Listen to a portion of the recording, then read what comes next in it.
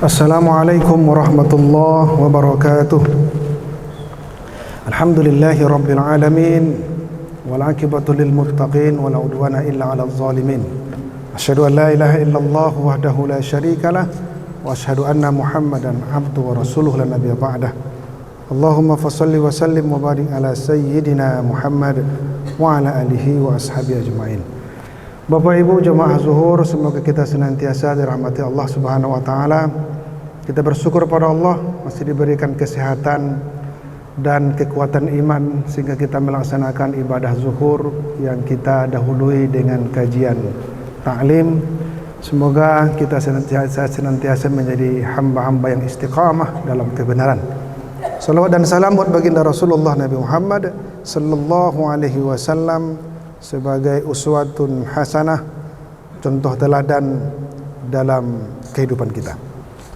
Bapak Ibu yang dimuliakan Allah, kita berada di penghujung tahun, meskipun tanggap darurat sudah selesai, tetapi kita masih merasakan dampak dari bencana yang terjadi di Sumatera, terutama Sumatera Barat, Sumatera Utara, dan Provinsi Aceh.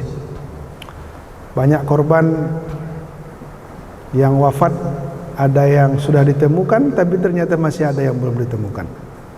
Kita berdoa kepada Allah, khusus saudara-saudara kita yang mukmin, yang seiman, semoga yang wafat menjadi syahid, Allah Subhanahu wa taala ampuni dosa-dosa mereka, kemudian Allah muliakan mereka di alam kuburnya. Khusus saudara-saudara kita yang masih hidup tetapi terdampak langsung dari bencana, ada yang kehilangan keluarga, ada yang kehilangan tempat tinggal, kehilangan usahanya. Kita berdoa semoga mereka kuat dan tabah, tetap senantiasa istiqomah mendekat pada Allah. Mereka sabar hendaknya, dan Allah juga berikan mereka kelapangan rezeki, ganti yang lebih baik dari musibah yang mereka dapatkan. Kita yang tidak terdampak secara langsung, yang selamat dari bencana itu, semoga kita juga selamat pula, karena sesungguhnya kita juga diuji ini. Diuji bagaimana kita bisa berempati, bagaimana bisa kita mendoakan mereka, dan yang punya harta bagaimana kita juga berbagi untuk mengatasi kesulitan-kesulitan mereka. Yang hidup itu tapi mereka terdampak, mereka diuji agar sabar. Kita juga sebenarnya diuji, mau ndak berbagi, mau ndak menolong. Mudah-mudahan kita semuanya lolos dari ujian ini, dan ke depan kehidupan kita lebih baik, senantiasa dalam ridha Allah Subhanahu wa taala. Maka dalam konteks itu ada satu ayat Al-Qur'an, ada beberapa ayat Quran yang menjadi renungan kita dari peristiwa bencana akhir tahun ini. Jadi ini semacam refleksi dan introspeksi bagi kita. Dalam Quran surah Al-Baqarah ayat 30, 31, 32, 33 itu dengan jelas Allah menceritakan tentang kisah awal penciptaan manusia, Nabi Adam alaihissalam, yang akan diangkat menjadi khalifah di muka bumi. A'udzubillahi minasyaitonir rajim. Bismillahirrahmanirrahim. Wa iz qala rabbuka lil malaikati inni ja'ilun fil ardi khalifah qalu ataj'alu fiha man yafsidu fiha wa yasfiku ad-dima wa nahnu nusabbihu bihamdika wa nuqaddisu lak qala inni a'lamu ma la ta'lamun. Ingatlah ketika Tuhanmu menyampaikan kepada para malaikat, aku akan menjadikan khalifah di muka bumi. Itu adalah manusia yang dimulai dari Nabi Adam alaihissalam. Pernyataan Allah ini sempat dipertanyakan oleh malaikat. Kata malaikat, ini ataj'alu fiha may yufsidu fiha wa yasfikud dima. Ini kalau manusia ini jadi khalifah, jadi pengelola alam ini, diberi amanah untuk menjaga alam ini mereka ini justru merusak. Manusia ini bisa merusak. Bahkan manusia ini juga saling menumpahkan darah ini. Kalau kami kan hambamu yang selalu mensucikan engkau, memuji engkau. Nah, tapi kata Allah, aku lebih tahu, kamu banyak tak tahu, kata Allah. Jadi kenapa para malaikat ini mencoba mempertanyakan? Ya agaknya malaikat tahu tentang hakikat manusia. Nabi Adam alaihissalam tercipta dari tanah. tanah itu bersifat materi. Karena materi, manusia punya kecenderungan untuk materi. Lalu manusia tidak hanya punya ruh, tapi manusia punya nafsu. Nafsunya akan membuat manusia ini juga cenderung kepada hal-hal yang bersifat materi. Kalau sudah materi saja yang menjadi orientasinya, benar manusia itu akan saling menumpahkan darah. Manusia itu bukan lagi untuk menjadi khalifah, tapi justru akan mendatangkan mafsadah, mendatangkan kerusakan di muka bumi. Bahaya ini. Kemudian pertanyaan itu ternyata dijawab oleh Allah Subhanahu wa taala dengan satu perbuatan ta'lim, bukan dengan jawaban uraian. Apa yang dilakukan Allah? Wa 'allama Adam al-asma'a kullaha thumma 'aradahum 'alal malaikah faqala anbi'uni bi asma'ihim. Faqala anbi'uni bi asma'i haula'i in kuntum shadiqin. Kan begitu. Allah mengajarkan, memberi ilmu kepada Nabi Adam berupa asma, nama-nama. Dalam tafsir, asma itu nama-nama benda yang itu adalah dasar dari keilmuan. Dengan nama-nama itu nanti berkembang beragam ilmu pengetahuan. Allah ajarkan langsung kepada Nabi Adam. Kemudian diperlihatkanlah kepada para malaikat. Lalu Allah minta kepada malaikat itu, coba kamu sebutkan nama-nama yang tadi yang kuajarkan kepada Adam. Kalau betul-betul pendapat kamu itu benar, kalau betul-betul manusia ini bisa merusak dan menumpahkan darah. Kata malaikat, qalu subhanaka la ilma lana illa ma 'allamtana innaka antal alimul hakim. Oh, kami tak tahu ya Allah. Kami ini tahunya karena Engkau ajarkan. Kalau tak Kau ajarkan tak tahu kami. Engkau Maha Suci ya Allah. Maka Allah Subhanahu wa taala pada akhirnya membuktikan, "Hei Adam. Ya Adam, ambi'hum bi asma'ihim." Coba sekarang wahai Adam, kau sebutkan nama-nama tadi. Ternyata Nabi Adam sanggup menyampaikan, ya kan? Karena falamma amba'um bi asma'ihim qala alam aqul lakum inni a'lamu ghaibas samawati wal ard wa a'lamu ma tubduna wa ma kuntum ta'lamun wa ma kuntum taktumun. Nah, kan sudah ku bilang kata Allah bahwa aku lebih mengetahui yang gaib langit dan bumi. Aku juga mengetahui apa yang tampak dan tak tampak bagi kamu semuanya. Maka Allah pun kemudian berfirman, wa iz kunna lil malaikati isjudu li adama fasajadu illa iblis. Nah, sekarang kamu sujudlah ke Adam tuh. Karena Adam sudah diberi ilmu dan dia membuktikan dia berilmu, dia mampu kok. Dia mampu jadi khalifah. Sekarang kamu sujud kepada Adam. Maka sujudlah malaikat kecuali iblis. Kenapa? Aba wastakbar. Dia itu adalah kelompok yang termasuk yang menyombongkan diri, wa kana minal kafirin, dan dia orang kafir.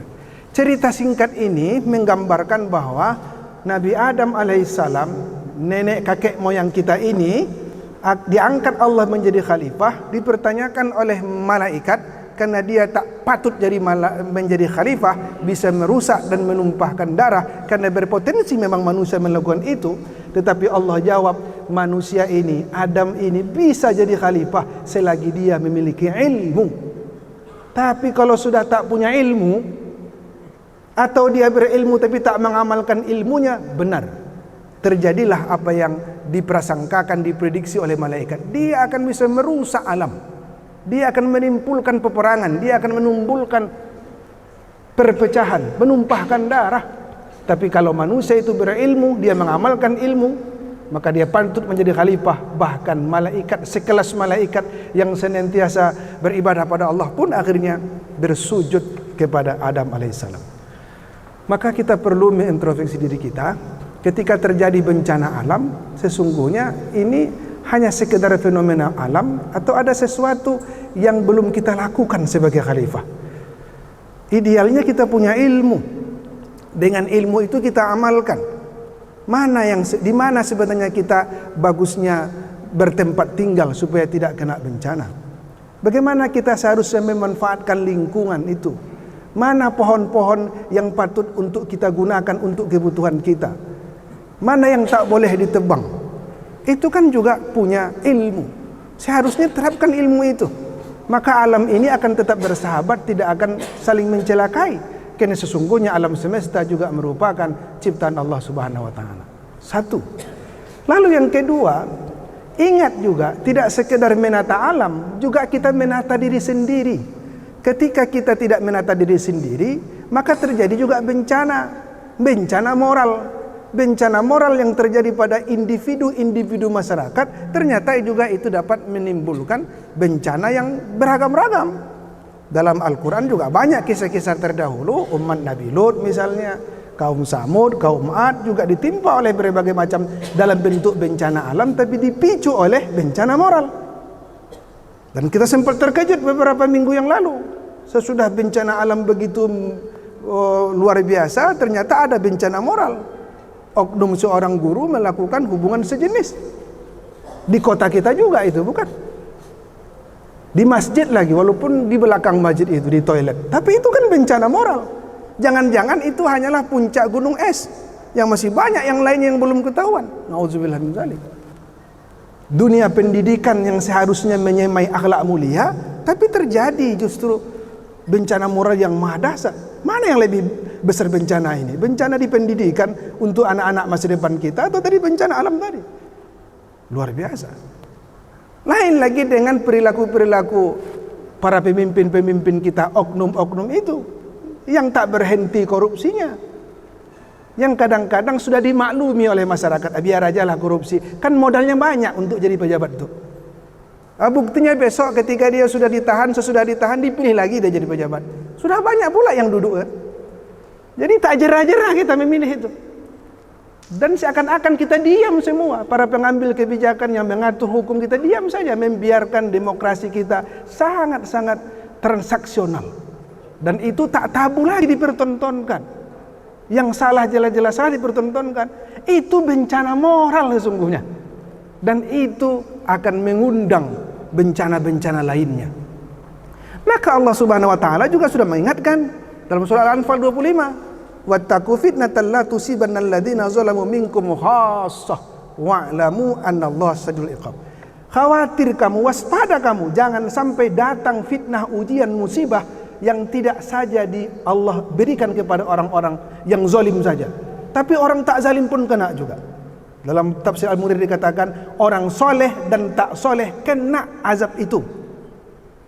Lalu Wahab Zalim mengutip hadis, ketika ada sekelompok masyarakat di sana kezaliman terjadi, lalu ada kelompok yang punya kekuasaan menghentikan kezaliman, tapi dia diam saja, tidak mau dia berusaha menghentikannya, maka siap-siaplah Allah akan mendatangkan azab yang sifatnya menyeluruh. Hanya kepada Allah kita menyerahkan diri. Mari kita berupaya memperkuat watawasau bil haq watawasau bis sabri.